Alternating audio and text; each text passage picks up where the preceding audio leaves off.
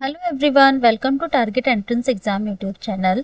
आज हम लोग 2021 का जो हमारा प्रीवियस ईयर पेपर है उसमें पार्ट सेकंड करने वाले हैं। हमारे आर्ट ग्रुप का 50 क्वेश्चन आते हैं आपके सब्जेक्ट स्पेसिफिक, जिसमें हम आर्ट का सेक्शन कर रहे हैं।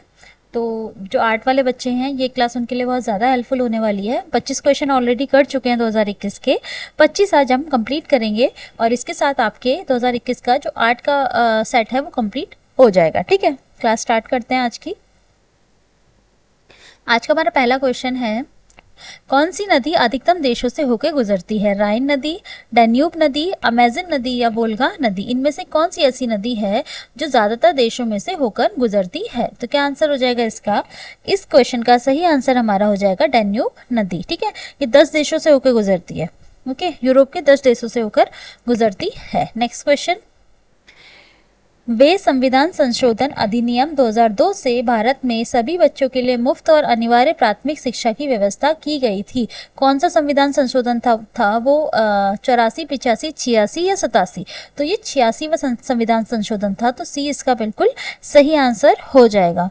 86वें संविधान संशोधन जो 2002 में हुआ था के तहत संविधान के मौलिक अधिकारों में अनुच्छेद 21A को जोड़ा गया, जिसके तहत 6 से 14 साल के आयु के जो बच्चे हैं उनका निःशुल्क और अनिवार्य शिक्षा का प्रावधान किया गया। ठीक है, next question, Hindustan socialist Republic association HSRA का गठन वर्ष में अंग्रेजों को उखाड़ फेंकने के उद्देश्य से किया गया था। HSRA का गठन किस वर्ष किया गया? 1921, 1922, 1930 या 1928 में? तो HSRA का जो गठन है वो किस वर्ष हुआ था? 1928 में हुआ था। ठीक है, 1928 में हुआ था, तो डी इसका बिल्कुल सही आंसर हो जाएगा। ठीक है, ये क्या था? ये क्रांतिकारी संगठन था जिसमें चंद्रशेखर आजाद, भगत सिंह, सुखदेव और रामप्रसाद बिस्मिल आदि जो थे ये प्रमुख व्यक्ति थे, और इनका जो उद्देश्य था वो अंग्रेजों को भारत से उखाड़ फेंकने का था। ठीक है, हिंदुस्तान सोशलिस्ट रिपब्लिक एसोसिएशन। ठीक है, ओके, नेक्स्ट क्वेश्चन पे आए। नेक्स्ट क्वेश्चन हमारा, निम्नलिखित में से पाकिस्तान का सबसे व्यस्त समुद्री बंदरगाह कौन सा है? केटी का बंदरगाह, ग्वादर का बंदरगाह, कराची का बंदरगाह या कासिम का बंदरगाह? बिजिएस्ट जो बंदरगाह है, समुद्री बंदरगाह पाकिस्तान का, वो कौन सा है? तो क्या आंसर हो जाएगा? कराची का बंदरगाह। तो सी इसका बिल्कुल सही आंसर हो जाएगा, सबसे व्यस्त बंदरगाह है ये पाकिस्तान का। नेक्स्ट क्वेश्चन, शीत निद्रा जिसे हाइबरनेशन भी कहते हैं। ठीक है, हाइबरनेशन शब्द की परिभाषा क्या है? बारिश के मौसम में खुद को बचाने के लिए पक्षियों द्वारा निवास स्थान का निर्माण, पक्षियों में वसंत के समय में अति सक्रियता की स्थिति, कुछ जानवरों में सर्दियों के मौसम में कम चयापचय गतिविधि की स्थिति, या जानवरों में सर्दियों के लिए गर्मी के मौसम में खाद्य संरक्षण की आदत। तो डायरेक्ट डेफिनेशन पूछिए हाइबरनेशन यानी शीत निद्रा की। ठीक है, थोड़ा सा आपको अगर अंदाजा भी आप लगाना चाहे, शीत मतलब होता है सर्दियों का मौसम, निद्रा मतलब सोना एक तरीके से, तो कहीं ना कहीं सर्दियों के मौसम से रिलेटेड कुछ होगा, है ना? तो ये सी इसका बिल्कुल सही आंसर हो जाए, कुछ जानवरों में सर्दियों के मौसम में कम चयापचय गतिविधि की स्थिति। ठीक है, ओके, तो होगा क्या? देखो, हाइबरनेशन ऐसा कुछ होता है, हाइबरनेशन ऐसा कुछ होता है। देखो ये रहे ना, ये हाइबरनेशन है। इसमें होता क्या है, ठंड से बचाने के लिए, जैसे जैसे ध्रुवीय भालू हमारे जो पोलर बेयर्स होते हैं, ठीक है, छिपकली, मेढक, सांप, खुद को ठंड से बचाने के लिए सर्दियों में जमीन के नीचे अपनी ऐसी जगह पर छिप जाते हैं जहाँ ठंड का असर उन पर ना हो, और वह उस जगह, सुरक्षित जगह पे पूरे मौसम यानी 3 से 4 महीने जो होते हैं वो रहते हैं, लंबी निद्रा की अवस्था में रहते हैं, और इसे हाइबरनेशन या शीत निद्रा कहा जाता है। ठीक है, अच्छा, तो ये देखो, जैसे ये हाइबरनेशन में है, आउल जो है यहाँ पे जमीन के नीचे अपना एक सुरक्षित स्थान बना लिया, यहाँ पे वो शीत निद्रा में चले जाते हैं। जैसे कोमा वाली हालत होती है ना, शीत निद्रा बिल्कुल एक मस्त आराम से नींद ले रहे होते हैं, जहाँ पे उनकी सिर्फ सांसें चल रही होती हैं। ठीक है, नेक्स्ट क्वेश्चन पे आते हैं। नेक्स्ट क्वेश्चन है हमारा, जानकू जीवन के उत्सव के रूप में मनाई जाने वाली देश की एक अनूठी सांस्कृतिक प्रथा है। जानकू एक सांस्कृतिक प्रथा है, आपने बताना है कि ये कौन से देश में मनाई जाती है, श्रीलंका, नेपाल, भूटान या पाकिस्तान। बहुत इंटरेस्टिंग वो है ये। तो ये कहाँ मनाई जाती है, ये मनाई जाती है नेपाल में। ठीक है, तो 20 का बिल्कुल सही आंसर हो जाएगा। होता क्या है कि नेपाल के न्यारी समुदाय के लोगों द्वारा, जो अगर कोई स्त्री है, कोई पुरुष है, उसके 77 साल उसकी आयु से अधिक, मतलब 77 साल की आयु पूरी हो जाती है या उससे अधिक वो प्राप्त कर लेता है, मतलब 77 ईयर्स। ठीक है, 77 ईयर्स। ठीक है, तो अगर 77 ईयर्स पूरे हो गए या उससे अधिक उनकी एज है तो उन्हें एक विशेष सम्मान दिया जाता है। ठीक है, तो इसे क्या कहते हैं, जानकू। जानकू एक तरीके से देवी देवताओं की संज्ञा के रूप में प्रयुक्त होता है। ठीक है, क्योंकि होता क्यों है ये, क्योंकि जब पहले के जमाने में हम देखें तो औसत आयु 60 से 65 साल मानी जाती थी। मतलब आधुनिक चिकित्सा प्रणाली के अनुसार, मतलब अगर चिकित्सा प्रणाली देखें तो 60 से 65 साल एक व्यक्ति की आयु मानी जाती है, पर अगर 77 साल तक पहुंच गए तो वो एक नए जीवन की तरह माना जाता है। तो उन्हीं को रक्षा देना, सम्मान देना, उसके लिए ये प्रथा शुरू की गई थी। तो जानकू जो है वो एक अनूठी प्रथा है। ये कहाँ संबंधित है, नेपाल से संबंधित है। देखो देखो इन्हें सम्मान दे रहे हैं ना, 77 ईयर्स से ज्यादा, 77 ईयर्स अगर उन्होंने पार कर लिए हैं तो उन्हें ये सम्मान दिया जाता है। जानकू जो है वो देवी देवता की संज्ञा एक तरीके से दी जाती है उनको। नेक्स्ट क्वेश्चन है हमारा, रॉलेट एक्ट की प्रतिक्रिया के रूप में को राष्ट्रीय अपमान दिवस के रूप में आयोजित किया गया था। राष्ट्रीय अपमान दिवस कब आयोजित किया गया था रॉलेट एक्ट की प्रतिक्रिया के रूप में? तो कब आयोजित किया गया था? 6 अप्रैल 1919 में, यानी 20 का बिल्कुल सही आंसर हो जाएगा। 6 अप्रैल 1919 में 6 अप्रैल 1919 में राष्ट्रीय अपमान दिवस के रूप में मनाया गया। ठीक है, 6 अप्रैल 1919, यानी 20 का बिल्कुल सही आंसर हो जाएगा। वेरी गुड, एक सेकेंड, 20 का बिल्कुल सही आंसर हो जाएगा। ठीक है, नेक्स्ट क्वेश्चन है हमारा, सामुदायिक नेतृत्व के योगदान के लिए रैमन मैग्सेसे पुरस्कार प्राप्त करने वाले पहले भारतीय कौन थे? बाबा आमटे, आचार्य विनोबा भावे, वर्गीस कुरियन या अरविंद केजरीवाल? देखो ये क्वेश्चन तो ऑलरेडी गलत हो गया। ठीक है, अब बचे ये 3 ऑप्शन। तो आपने बताना है कि पहले भारतीय कौन है जिन्हें रैमन मैग्सेसे पुरस्कार प्रदान किया गया था सामुदायिक नेतृत्व के योगदान के लिए। तो किसे प्रदान किया गया था? आचार्य विनोबा भावे। देखो फोटो भी लगी हुई है, वो भी आप समझ सकते हो। ठीक है, ओके, तो क्या आंसर हो जाएगा इसका?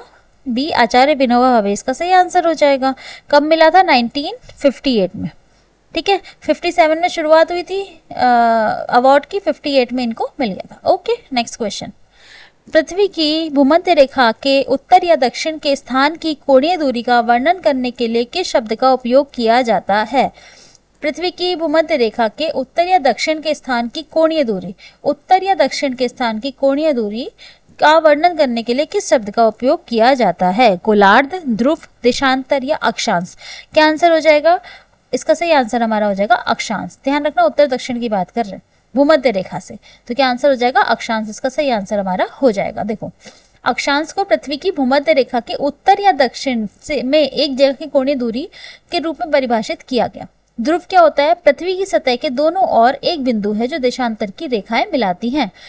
पृथ्वी को 0 डिग्री अक्षांश से 2 भागों में विभाजित किया जाता है, जिसे गोलार्ध के नाम से जाना जाता है। और देशांतर क्या होता है? देशांतर को काल्पनिक रेखाओं के रूप में परिभाषित किया गया है जो विश्व को उत्तर और दक्षिण दोनों ध्रुवों के माध्यम से द्विभाजित करती है। देखो सुनो, उत्तर और दक्षिण ध्रुवों को के माध्यम से द्विभाजित करती है किसे? विश्व को। तो ये देशांतर हमसे पूछा गया है पृथ्वी के भूमध्य रेखा के उत्तर या दक्षिण में एक जगह की कोणीय दूरी, तो ये अक्षांश हो जाएगा। कंफ्यूज मत होना, उत्तर दक्षिण देखा और देशांतर अक्षांश लगा दिया, अंतर है दोनों में। क्या आंसर हो जाएगा हमारा? अक्षांश हो जाएगा। ठीक है, नेक्स्ट क्वेश्चन पे आते हैं। 85 क्वेश्चन है, निम्नलिखित में से कौन एक तितली के काया पलट के तीसरा चरण है? मतलब एक तितली है तो उसके काया पलट में तीसरा चरण कौन सा होता है? एडल्ट, अंडा, लार्वा या प्यूपा? देखो इसको हम देखते हैं इस इमेज से। ठीक है, देखो तितली के लिए क्या होता है? एक एग होता है, पहले एग से वो कैटरपिलर बनती है, कैटरपिलर से प्यूपा बनती है, प्यूपा के बाद butterfly, emerging butterfly and then adult butterfly, पूरी बटरफ्लाई। तो ये उसकी पूरी साइकिल होती है। ठीक है, पहला चरण हो गया एग, दूसरा कैटरपिलर, तीसरा प्यूपा, चौथा इमर्जिंग बटरफ्लाई, और 1 2 3 4 5, पांचवा चरण हो गया अडल्ट बटरफ्लाई। ठीक है, तो याद हो गए। तो हमसे पूछा गया तीसरा चरण, है ना, तीसरा चरण पूछा गया। तीसरा क्या होगा, प्यूपा होगा। देखो, एग, कैटरपिलर, प्यूपा, प्यूपा बना तो क्या आंसर हो जाएगा इसका, प्यूपा, यानी डी इसका सही आंसर हो जाएगा। ओके, नेक्स्ट क्वेश्चन पे आते हैं। नेक्स्ट क्वेश्चन है हमारा, अर्थव्यवस्था के संदर्भ में मध्यवर्ती वस्तु से क्या आशय है। अर्थव्यवस्था के संदर्भ में मध्यवर्ती वस्तु से क्या आशय है, इंटरमीडिएट गुड्स जिसको बोलते हैं। बिना जीएसटी के वस्तु की कीमत उपभोक्ता तक पहुंचाने से पहले वस्तु में पारगमन, पुनर्विक्रय या अन्य वस्तुओं के उत्पादन के लिए उद्योगों के बीच बेची जाने वाली वस्तु या निर्माता स्थायी संपत्ति का उपयोग करते हैं। तो जो आपसे पूछा गया है कि इंटरमीडिएट गुड्स क्या होते हैं, ठीक है, इंटरमीडिएट गुड्स क्या होते हैं कि वो एक ऐसा उत्पाद होते हैं जिनका उपयोग अंतरिम गुड बनाने से पहले किया जाता है, अंतिम गुड्स बनाने से पहले किया जाता है। ठीक है, तो इसे इसका सही आंसर हमारा हो जाएगा पुनर्विक्रय या अन्य वस्तु के उत्पादन के लिए उद्योगों के बीच बेची गई वस्तु। ठीक है, फाइनल नहीं बनाया अभी, उद्योगों के बीच बेची गई वस्तु। ओके, नेक्स्ट क्वेश्चन है हमारा 87 क्वेश्चन है हमारा, बांग्लादेश की संसद में अधिकतम सदस्यों की कितनी संख्या होती है, 350, 340, 322 या 363। तो कितनी होती है, 350 होती है। बांग्लादेश की संसद में अधिकतम सदस्यों की संख्या 350 होती है, जिसमें से 50 सीटें महिलाओं के लिए आरक्षित होती हैं। ठीक है, नेपाल देश को कितने प्रांतों में बांटा गया है। नेपाल देश को कितने प्रांतों में बांटा गया है, 5, 7, 4 या 6। तो नेपाल को 7 प्रांतों में बांटा गया है, तो 20 का सही आंसर हमारा हो जाएगा। ठीक है, नेक्स्ट क्वेश्चन देखो, 7 कौन कौन से, ये 1 2 3 4 5 6 7। ठीक है, पढ़ लेना इसको, देख लेना, कोई बहुत इंपॉर्टेंट क्वेश्चन नहीं है फिलहाल ये, बस 7 प्रांतों में बांटा गया है, ये आपको पता लग जाना चाहिए। ठीक है, नेक्स्ट क्वेश्चन, निम्नलिखित में से किस राजा को नेपाल देश का संस्थापक माना जाता है। राणा बहादुर शाह, त्रिभुवन बीर विक्रम शाह, पृथ्वी नारायण शाह, महेंद्र बीर विक्रम शाह देव। बताइए क्या आंसर हो जाएगा।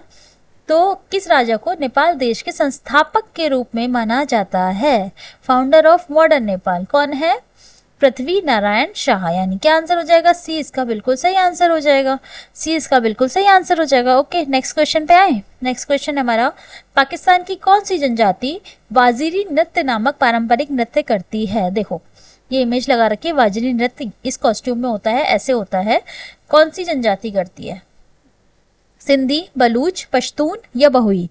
तो जो ये वाजिरी नृत्य है वो पश्तून जनजाति का पारंपरिक नृत्य है। ठीक है, सी इसका बिल्कुल सही आंसर हो जाएगा।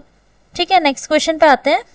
1920 का खिलाफत आंदोलन के खिलाफ किए गए अन्याय के विरुद्ध एक विरोध के रूप में आयोजित किया गया था। जो 1920 का खिलाफत आंदोलन था वो किसके खिलाफ किए गए अन्याय के विरोध के रूप में आयोजित किया गया था, तुर्की, मिस्र, अफगानिस्तान या इराक। तो तुर्की के खिलाफ, है ना, तो ए इसका बिल्कुल सही आंसर हो जाएगा। जो खिलाफत आंदोलन था तुर्की के खिलाफ ब्रिटेन के आक्रमण एवं खलीफा के पद को समाप्त किए जाने के विरोध में चलाया गया था। ठीक है, नेक्स्ट क्वेश्चन, अटल टिंकरिंग लैब्स निम्नलिखित में से किस संस्था द्वारा की गई पहल है। राष्ट्रीय आयुष मिशन, केंद्रीय माध्यमिक शिक्षा बोर्ड, भारतीय रिजर्व बैंक या नीति आयोग। अटल टिंकरिंग लैब्स तो किसने शुरू करी, नीति आयोग ने शुरू करी, तो डी इसका बिल्कुल सही आंसर हो जाएगा। ठीक है, नेक्स्ट क्वेश्चन 93 क्वेश्चन, अर्थव्यवस्था की एक ऐसी स्थिति को क्या कहा जाता है जिसमें एक खरीदार और कई विक्रेता होते हैं। मतलब एक खरीदार होगा और कई विक्रेता होंगे। तो एकाधिकार, अल्पाधिकार, एक क्रेता बाजार या पूर्ण प्रतियोगिता। तो क्या आंसर हो जाएगा इसका सही आंसर हमारा क्या हो जाएगा, एक क्रेता बाजार। ठीक है, क्योंकि हमसे बोला गया है एक खरीदार होगा और कई विक्रेता होंगे, तो वो क्या होगा, एक क्रेता बाजार। ठीक है, एकाधिकार क्या होगा, बाजार की कैसी व्यवस्था हो जाएगी जिसमें विक्रेता, जबकि मतलब एक विक्रेता होगा, कई सारे क्रेता होंगे, तो वो होगा एकाधिकार, एक ही का अधिकार हो गया। ठीक है, अच्छा, अल्पाधिकार क्या होगा, बाजार की ऐसी व्यवस्था जिसमें कुछ विक्रेता होंगे, कुछ क्रेता होंगे, अल्पाधिकार, थोड़ा थोड़ा सबका अधिकार। और पूर्ण प्रतियोगिता, बाजार की ऐसी व्यवस्था जिसमें अनेक क्रेता और अनेक विक्रेता होंगे। ठीक है, अच्छा, हम थोड़ा सा एक बार एक काम करते हैं, इसको साथ साथ लिख देते हैं ताकि आपको बाद में जब आप पीडीएफ पढ़ेंगे तो आपको थोड़ा सा आसानी रहेगी। एकाधिकार में क्या होता है, एकाधिकार में क्या होता है जिसमें एक क्रेता सॉरी, एकाधिकार में एक विक्रेता और कई क्रेता। ठीक है, ठीक है, एक विक्रेता, एक बेचने वाला और कई सारे खरीदने वाले क्रेता। ठीक है, अल्पाधिकार की बात करते हैं, कुछ विक्रेता कुछ क्रेता।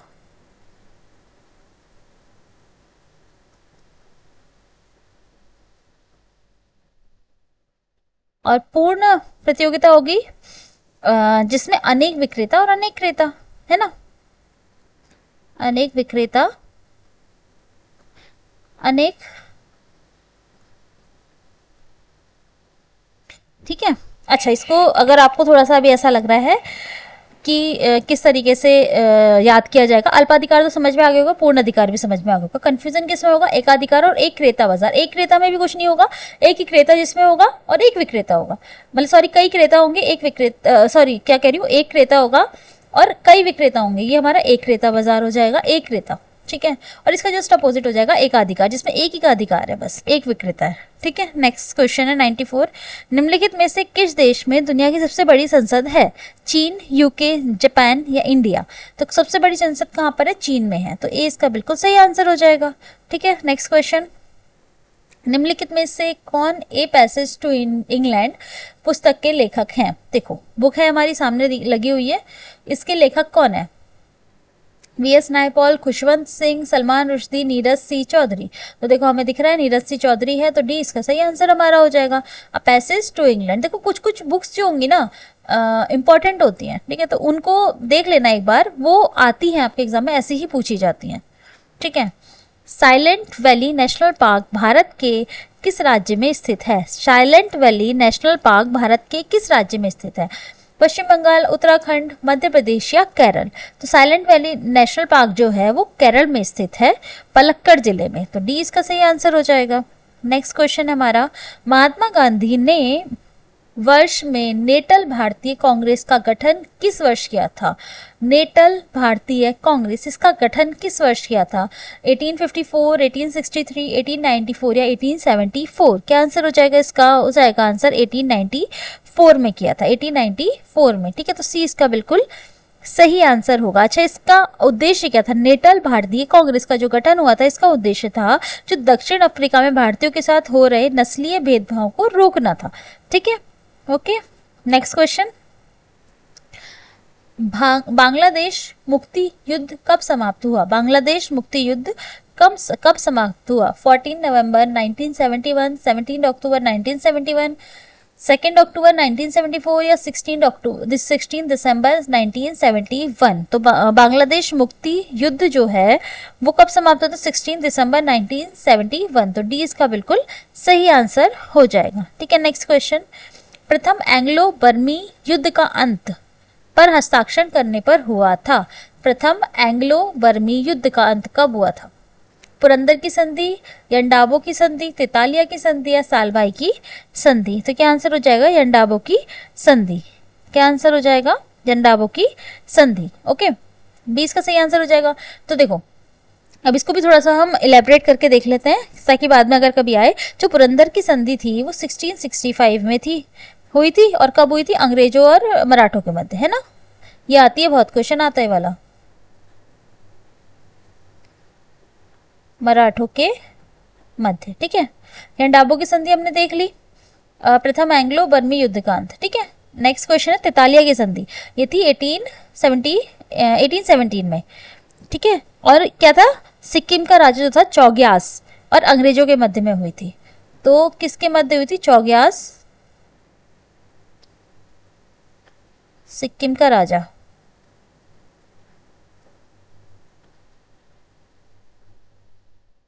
वह अंग्रेजों के मध्य।